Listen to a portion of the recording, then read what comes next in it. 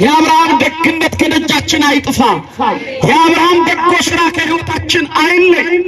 ዛሬ ሰው ብቻውን የሚበላ ሆኗል፣ ብቻውን የሚጠጣ ሆኗል። እኔ ልኑር እንጂ ስለሌላው ምን አገባኝ የሚል በዝቷል። ከዚህ ማንነት ከዚህ ክፉ ሐሳብ ርቀን በፊትህ ሞገስን አግኝቼ እንደሆነ ባሪያን አትልፈው ያለው ቃል በሕይወታችን ተተርጉሞ የአብርሃም የይስሐቅ የያዕቆብ አምላክ እግዚአብሔር አብ እግዚአብሔር ወልድ እግዚአብሔር መንፈስ ቅዱስ በሕይወታችን በኑሯችን በዘመናችን እንዲባርከን ፈቃዱ ይሆንልን። አብርሃም ይህንን አለ፣ እባካችሁ አለና ደግሞ ሦስትነትን ገለጠ። ሦስትነታቸውን ሲያስረዳ እባካችሁ ለእግራቸውም ውሃ ላምጣ፣ እንጀራም ይዤ ልምጣና በዚህ ዛፍ ስር አረፍ በሉ፣ እግራችሁንም ልጠብ፣ ከማቀርብላችሁ ማዕድ ልባችሁን ደግፉ አለ። የእግዚአብሔር ልጆች ተመልከቱ። ያን ጊዜ ሥላሴ ለአብርሃም ምን አሉት? እኛ ደክሞናል፣ እኛን ወደ ድንኳን አዝለህ እንድታስገባን ነው የምንፈልገው አሉት።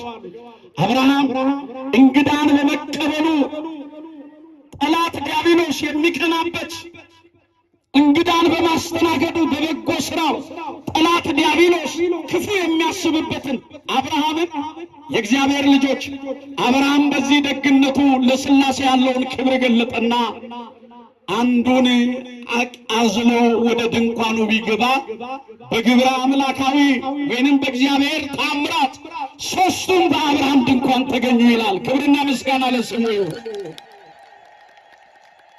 በአንድነት በሦስትነት የሚሰለሰው እግዚአብሔር አብ እግዚአብሔር ወልድ እግዚአብሔር መንፈስ ቅዱስ አንድ አምላክ የእግዚአብሔር ልጆች በአብርሃም ቤት ተገኙ። ያን ጊዜ ነበረ አብርሃም ይሄንን ድንቅ ሥራ ተመለከተ። ሚስቱን ሳራን ሥላሴ አብርሃምን ሚስት ሳራ ወዴት አለች ብለው ጠየቁት ይላል። ይሄንን ቃል ቀደም ሲል አባቷ አዳም የሰማው ቃል ነበረ።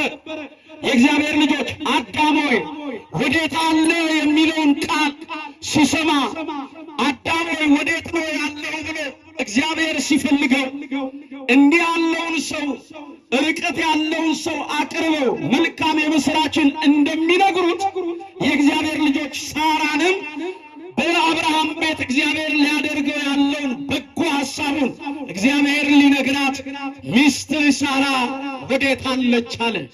እግዚአብሔር ሳራ ያለችበትን ቦታ አጥቶት ወይንም ጠፍቶት አልነበረም። ነገር ግን አቅርቦ መልካምን ነገር መናገር የእግዚአብሔር ልማዱ ነውና ኦርቶዶክሳውያን ያ ተስፋ የቆረጠ አዎ ከማኅፀኗ ልምላሜን ያጣች 89 ዘመን የሆናት ብዙ ሰዎች የሚሳለቁባት ሳራ ዛሬ ጓዳዋ ሊሞላ ነው። ሳራ ዛሬ ጸሎቷ ሊሰማ ነው። ሳራ ዛሬ ተስፋዋ ሊለመልም ነው። እግዚአብሔር አብርሃምን ሚስት ሳራ ወዴት አለች አለው። አዳምን አዳም ሆይ ወዴት ነው ያለው ብሎ አዳም እነሆ ሕግን አፍርሼ ትእዛዝን ተላልፌ በዚህ ስር ወድቄአለሁ ባለ ጊዜ አዳምን ወዴት ነው ያለው ብሎ የፈለገው ጌታ ከልጅ ልጅህ ከሰማያ ሰማያት ወርጄ ከልጅ ልጅ ተወልጄ አድነሃለሁ የሚለው የምሥራች እንዳሰማው ሚስቱንም የአብርሃምን ሚስት ሳራን ይስሐቅን እንደምትወልድ ሊነግራት ሚስት ሳራ ወዴት አለች አሉ። አብርሃም ሚስቱን ሳራን ፈጥኖ ጠራና በይ በሦስት መስፈሪያ ዱቄትን ለውሺ እንጎቻንም ጋግሪ አዘጋጀ አላት። በሦስት መስፈሪያ የሰፈረችው ያ ዱቄት የለወሰችው ያ ዱቄት አንድ እንጎቻ ወጣው። ሦስት መስፈሪያ መሆኑ የሦስትነታቸው፣ አንድ እንጎቻ መውጣቱ የአንድነታቸው ምሳሌ ነው። ከዚህ በኋላ ነው የእግዚአብሔር ልጆች አብርሃምም ወደ ጋጣው ወደ በረቱ ገብቶ አው ወይፈኑን ጥጃውን ጎትቶ አምጥቶ በሥላሴ ፊት መሥዋዕት አቀረበ። ያ የተሰዋው ጥጃም ከታረደበት ተነስቶ ስብሐት ለአብ ስብሐት ለወልድ ስብሐት ለመንፈስ ቅዱስ ብሎ ምስጋናን አቀረበ ይላል። ክብርና ምስጋና ለስሙ። የምስጋና ዕለት ነው ዛሬ።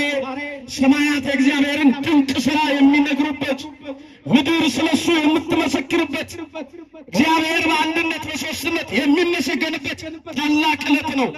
ከዚህ በኋላ ነው እግዚአብሔር ሚስቱን ሳራን አብርሃምንም እንዲህ አለው፣ የዛሬ ዓመት በበረከት በቤትህ እንመለሳለን አሉት። በምን በቤትህ እንመለሳለን፣ ዳግም እንመጣለን። ሚስትህ ሳራ ትጸንሳለች፣ ልጅን ወንድ ልጅን ትወልዳለች። የዛሬ ዓመት በዚህ ቤት ውስጥ ልጅህን ታቅፈ እኛም በበረከት እንመጣለን አሉት። ክብርና ምስጋና ለስሙ ይሁን። የእግዚአብሔር ልጆች እግዚአብሔር ካሰበ እግዚአብሔር ከተናገረ ይከለክለው ዘንድ የሚችል ማን ነው? ሁሉም ቻይ እንደሆን ሐሳብህም ይከለከል ዘንድ ከቶ እንደማይቻል አሁን አወቅኩ ተብሎ ነው የተጻፈው። ሁሉን ቻይ እንደሆን ሐሳብህም ይከለከል ዘንድ ከቶ እንደማይቻል አሁን አወቅኩ። የሚወርደውን ጅረት ባለበት ያቆመዋል፣ ሰማያትን ባለበት ያጸናው እሱ ነው። ምድርን ያረጋት እርሱ ነው። በዝናብ አብቅሎ በፀሐይ አብስሎ በንፋስ አለምልሞ ፍጥረቱን ሁሉ የሚመግብ እርሱ ነው። ይሄን ሲያደርግ እግዚአብሔርን ያዘዘው፣ ይሄን ሲያደርግ እግዚአብሔርን ያማከረው ማንም የለም። ሁሉን በራሱ ለራሱ ያደረገ ጌታ ነው። ክብርና ምስጋና ለስሙ ይሁን። ደረቁን የሚያለመልም የተቆረጠውን የሚቀጥል እግዚአብሔር በትንቢተ ኢሳይያስ ምዕራፍ 27 ቁጥር 10 ላይ እግዚአብሔር ያለቀና የተቆረጠ ነገርን መቀጠል ይችላል ተብሎ እንደተጻፈው የእግዚአብሔር ልጆች እግዚአብሔር ለአብርሃም ይህንን ነገረው። ያን ጊዜ ለእግዚአብሔር የሚሳነው ነገር የለም አለ። ሳራ በዚህ ሰዓት ስቃለች፣ ተገርማለች። ያለ ማመን አይደለም። ኦርቶዶክሳውያን እግዚአብሔር አስቀድሞ ሳራን የሳራን ጓዳ ሊሞላ የሳራን ልብ በሐሴት ሊሞላ በኋለኛው ዘመን ስላለው ተስፋ ሲናገር ሳራ ሳቀች ይላል። ለእግዚአብሔር የሚሳነው ነገር ተናገሩላችሁ የለም። የሉቃስ ወንጌል ምዕራፍ 1 ቁጥር 19 ላይ አሁን ደግሞ እዚሁ ኦሪት ዘፍጥረት ምዕራፍ 18 ቁጥር 9 ላይ የምናገኘው ቃል ነው። ይህ ቃል የእግዚአብሔር ልጆች ጅማሬው ለዚህ ይሁን እንጂ ፍጻሜው የሉቃስ ወንጌል ምዕራፍ 1 ቁጥር 19 ላይ ነው። ለእግዚአብሔር የሚሳነው ነገር የለም። ምክንያቱም የእግዚአብሔር ወዳጆች ሳራ ከተባለች ወንጌል፣ ይስሐቅ የተባለ ምእመናን፣ አብርሃም ከተባለ በአብርሃም ከተመሰለ የምስራች ይህች ዓለም ትድናለችና አንድም የእግዚአብሔር ልጆች ከአብርሃም ዘር ከእመቤታችን ከቅድስት ድንግል ማርያም ይስሐቅ የተባለው ለመሥዋዕት የቀረበው የሁላችን መዳን ወደሆነው የሆነው መድኃኒታችን ኢየሱስ ክርስቶስ ከአብርሃም ዘር እንደሚወለድ እግዚአብሔር አስቀድሞ ተናገረ። ክብርና ምስጋና ለስሙ ይሁን። ለእግዚአብሔር የሚሳነው ነገር የለም።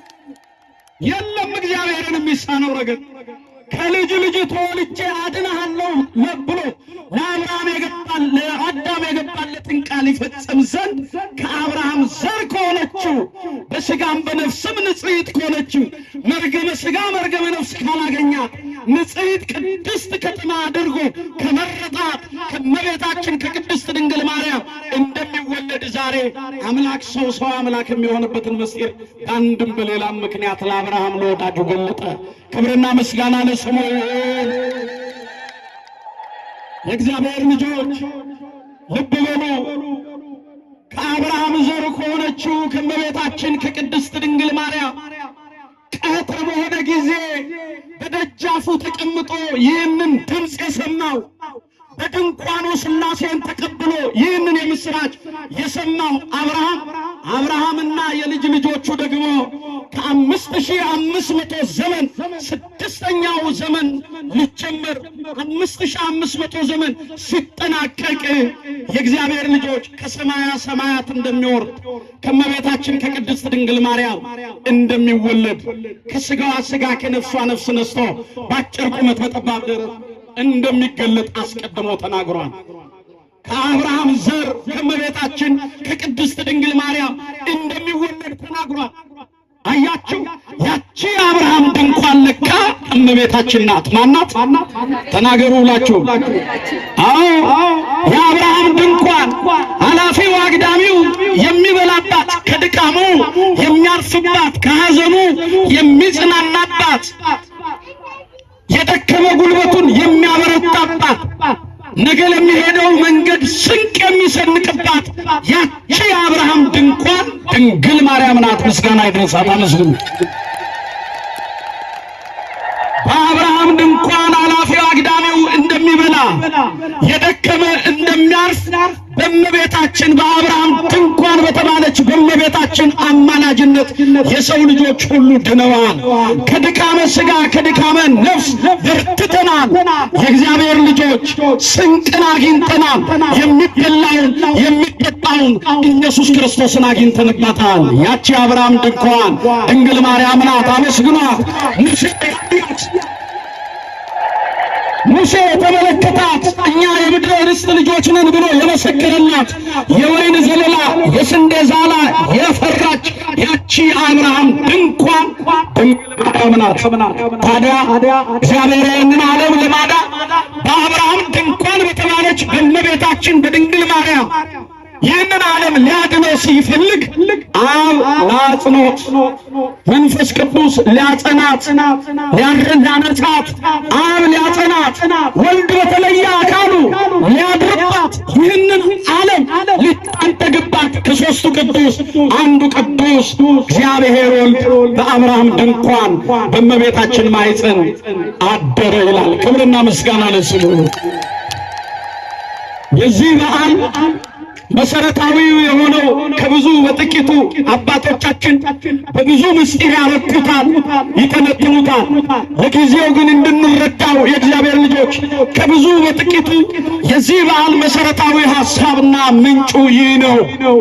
ዛሬ አብርሃም አባታችን ልብ በሉ፣ አጋዕዝተ ዓለም ሥላሴን በእንግድነት የተቀበለበት ከወዳጄ ከአብርሃም የምሰውረው የምሸሽገው ነገር አለን ብሎ የእግዚአብሔር ወዳጅ የሆነው አብርሃም ወዳጅነቱን ያጸናበት በሥላሴ የተባረከበት ዕለት ነው። እኛም የአብርሃም የልጅ ልጆች የአብርሃም ዘሮች፣ አዎ የአብርሃም ወዳጆች የተባልን ሥላሴን በአንድነት በሦስትነት ከአብራ ከመንፈስ ቅዱስ ከማየ ዮርዳኖስ የሥላሴን ልጅነት ያገኘን እኛ ዛሬም ሥላሴን በልባችን፣ ሥላሴን በቤታችን፣ ሥላሴን በሕይወታችን ተቀብለን በረከትን ያገኘንበት ታላቅ ዕለት ነው። ለዚህ ዕለትና ለዚህ ሰዓት ያደረሰን የአባቶቻችን አምላክ እግዚአብሔር ስሙ ይክበር ይመስገን። አመስግኑ። የተከበራችሁና የተወደዳችሁ የእግዚአብሔር ልጆች በፊት ሞገስን አግኝቼ እንደሆነ ባሪያህን ምን አትበለው? ተናገሩት ሁላችሁ። ባሪያህን ምን አትበለው? ምንን አግኝቼ እንደሆነ? ሞገስን፣ ክብርን፣ ጸጋን አግኝቼ እንደሆነ ባሪያህን አትለፈዋል። ዛሬም እኛ የአብርሃም ልጆች አብርሃም የሰራውን በጎነት በሕይወታችን ልንሰራው፣ አብርሃም በደግነቱ ሥላሴን እንደተቀበለ፣ አብርሃም በትሕትናው ሥላሴን እንዳስተናገደ፣ አብርሃም በሥላሴ በረከት ቤቱ እንደተባረከ ሕይወታችን እንዲባረክ፣ ዘመናችን እንዲባረክ፣ ትውልዳችን እንዲባረክ፣ ኑሯችን እንዲባረክ፣ ስራችን እንዲባረክ በእግዚአብሔር ፊት ሞገስ የሆነውን በእግዚአብሔር ፊት ክብር የሚያሰጠውን በጎ ሥራ ልንሰራ ይገባል። የአብርሃም ልጆች ነን በማለት ድነት አይገኝም። እናንተ የእፉኝት ልጆች ብሎ ነው የወቀሳቸው። አብርሃም በሰማይ አብርሃም አባት አለን አሉ፣ ግን የአብርሃምን ሥራ አይሰሩም። ግን የአብርሃም ተግባር የላቸው፣ ግን የአብርሃም ሕይወት የላቸው። ምን አላቸው? እናንተ የእፉኝት ልጆች የተለሰነ መቃብሮች ናችሁ አላቸው። የተለሰነ መቃብር ከላይ በአበባ በቀለም አጊጧል፣ ውስጡ ግን ለዓይንና ለአፍንጫ የሚከረፋ ክፉ ነገርን ታዩበታላችሁ። እየሰማችሁ ነው? ውስጣቸው የቆሸሸ ላያቸው የጠራ በሥራ ሳይሆን በስም ብቻ ከሚኖር ክርስትና ራሳችንን ልንጠብቅ ይገባል። አብርሃም ክርስትና ከቃል ባሻገር በሕይወት ኖሮታል። ልብ በሉ እናንተ የእፉኝት ልጆች አላቸው። እፉኝት ስትጸንስ በአፏ ነው፣ ስትወልድ በአፏ ነው። የወንዱን ዘር የምትቀበለው በአፏ ነው። እሷ ስትወልድ እናቲቱም አባትየውም ይሞታል፣ ልጇ ትተካለች። የአባቶቻችሁ ነቢያትን አባቶቻችሁ ሐዋርያትን የገደላችሁ ያሳደዳችሁ እናንተ የእፉኝት ልጆች ይላቸዋል። ከቃላቸው የዘለለ ተግባር ስለሌለባቸው ዛሬም አስረግጬ የምናገረው በዚህ ቀን በዓል ለማክበር ከያለንበት ከአራቱም አቅጣጫ ተሰብስበናል። የአብርሃም ሕይወት ይኑረን። እየሰማችሁ ነው? የአብርሃም ሕይወት ይኑረን። የአብርሃም ደግነት ከደጃችን አይጥፋ። የአብርሃም በጎ ሥራ ከሕይወታችን አይለይ። ዛሬ ሰው ብቻውን የሚበላ ሆኗል፣ ብቻውን የሚጠጣ ሆኗል። እኔ ልኑር እንጂ ስለሌላው ምን አገባኝ የሚል በዝቷል።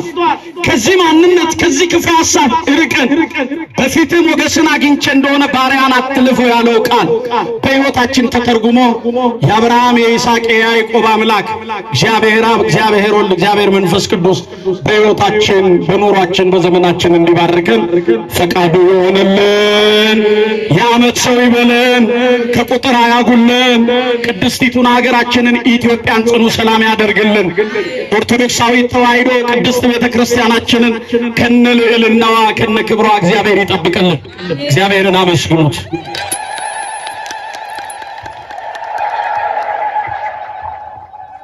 አመስግኑት። ለሶስተኛ ጊዜ ክብር ለሥላሴ ይሁን። እግዚአብሔር የተመሰገነ ይሁን። እንግዲህ